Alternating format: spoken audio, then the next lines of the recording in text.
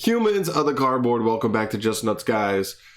I don't feel amazing today, but I do want to cover this. This will be a short video, won't take too long. OTS pack 18, full spoilers. Actually, I think except for one thing technically, and I'm pretty sure it's just going to be what token ends up in this pack.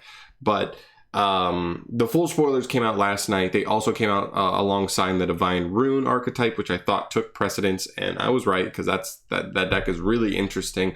We'll see how it ends up being played here. But yeah, for today we're just gonna be going over 18 and talking about some of the things. There's some pretty nice reprints as always in the OTS packs, and also some stuff that's missed as always, because they can't fit everything into these tiny little 25 card packs. But yeah, let's just jump into it. So starting off, of course, with our ultimate rares, we start with Ecclesia, the Virtuous, Divine Arsenal, AA Zeus, Sky Thunder, and Fusion Destiny. I gotta say, these are some big ones, man. Now there's no classic monsters, no as on that collector side of it. I mean, I guess you could argue Fusion Destiny is like a hero card, but like, I don't know, we've had like the Cyber Dragon Ultimate Rare and stuff like that. Like that's more collectible, right? More anime based. This is like really, really competitively based. Ecclesia, Zeus, and Fusion Destiny, all huge players in the competitive scene for the past couple formats. Ecclesia and Zeus for like literally since they got released. Really, really crazy. So I think these will all be good ultimate rares. I think that makes for a set of ultimate rares where there doesn't feel like there's anything super underwhelming. You know what I mean? I feel like you'll be happy with any of the three of these. Obviously, if we do see DP get banned, or we see Fusion Destiny get banned, or whatever, Fusion Destiny could take a dip for sure. If they ban Verte, though, that would be more interesting, because then this becomes more legacy based, right? It's only like hero support at that point, because other decks can't generically splash it in. But it is still interesting. I think it'll still be a good pull regardless. Still a powerful card in heroes and otherwise. And yeah, so pretty cool. I think the ultimate rares pass my mark for sure. Then we get to the super rares. We're looking at, going down the list here, Dasher, Baby Ceratosaurus, Kagemucha Knight, Contact C, Token Collector, Quagar Hercules, Phantom Knights of Breaksword, Pyco Felina, and Monk of the Tenyi. In my personal opinion, I think there's only one Oddman out here that doesn't really make a ton of sense, but other than that, there are a ton of great upgrades here.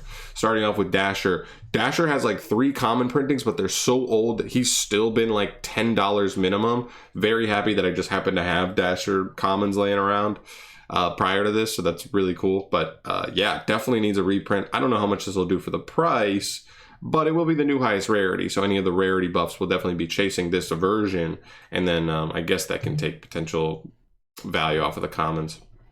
Baby Ceratosaurus, same thing, only has had common and rare printings up until this point. Isn't very expensive, but at least it gets like a new like highest rarity printing, which is pretty sweet. Sorry if I sound like super stuffed up. My nose will not stop running today, and I do not know why.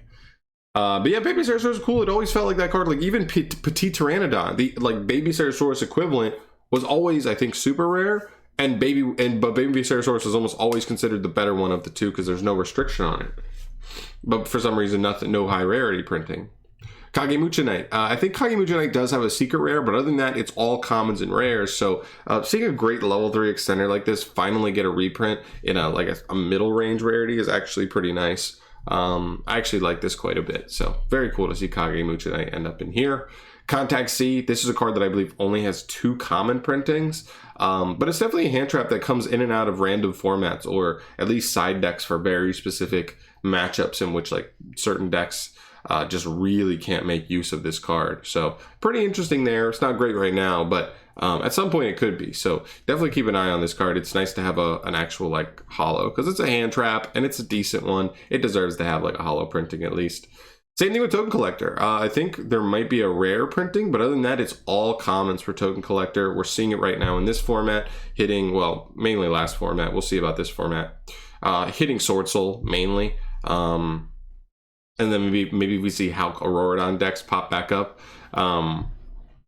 Then obviously this card kind of punishes those decks after they've gotten far enough into their combo, which is pretty sweet. Which brings us to our next one, probably the single best reprint in this entire set as far as the super rares go. Quagar Hercules. This card needed a reprint real bad. It had 1 printing from a very, very, very long time ago, and it was in a like weird pack, so it's extremely hard to get. That this single card as just a vanilla fusion was pushing like what, $100? Like seriously, the only place you'd really see it being played as like B Trooper decks, using like Ready Fusion as a cool extender for it, and this card being like legit the only target for Ready Fusion. Finally seeing a reprint here. Now we just have to pray that Rare Fish ends up in the next one, because Rare Fish kind of sits side by side with Hercules, like that really old, not many printing, like vanilla fusion. It's just a Ready Fusion target. Hopefully we'll see that come out next, but very, very cool to see this. This will actually be obtainable and like worth it to play. Bandite to Breaksword, this is the one odd man out for me, I would say.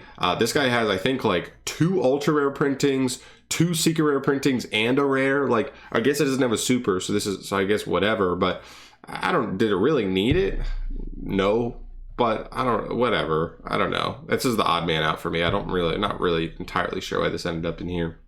Insector Pygofelina, also not sure why this ended up in here. We just got a super rare for it in Grand Creator, so this one I guess you could also put with Breaksword. But yeah, just kind of weird. We just got a super rare, and now here's another one. Like, these could have been like Rare Fish and like Scrapyard or something weird. Alien Kid is another really good one. Reptilian Spawn, right? There's like so many other like random old archetype cards that have been reprinted that like definitely should be in here somewhere. Then the last one here is Monk of the Tenyi.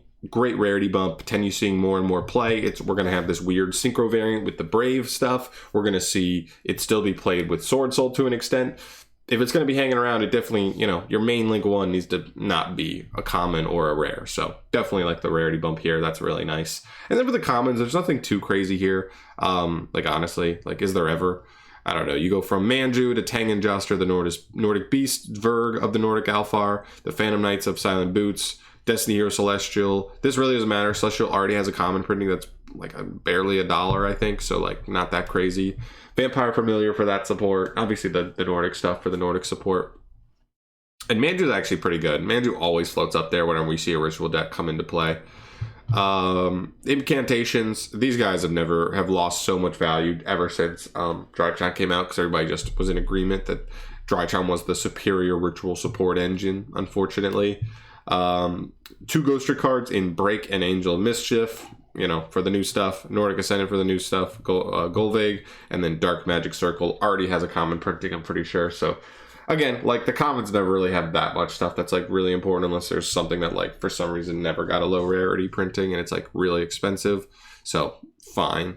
But I think as far as the supers and ultimates go, I think we're pretty good here. Other than like Pygofelina and Breaksword, everything is like pretty sweet.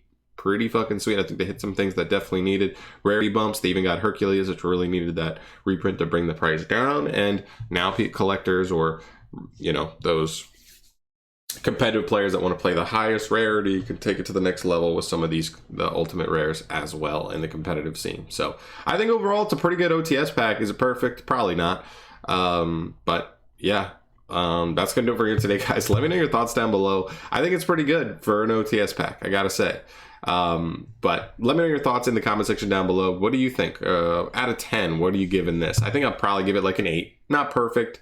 I do think it is kind of iffy that like Fusion Destiny could easily either get itself DP or Verte hit, and then this card would immediately lose like its main value in the competitive scene, which does lower a lot of its allure as a card you want out of this. But other than that, I think the rest is fine.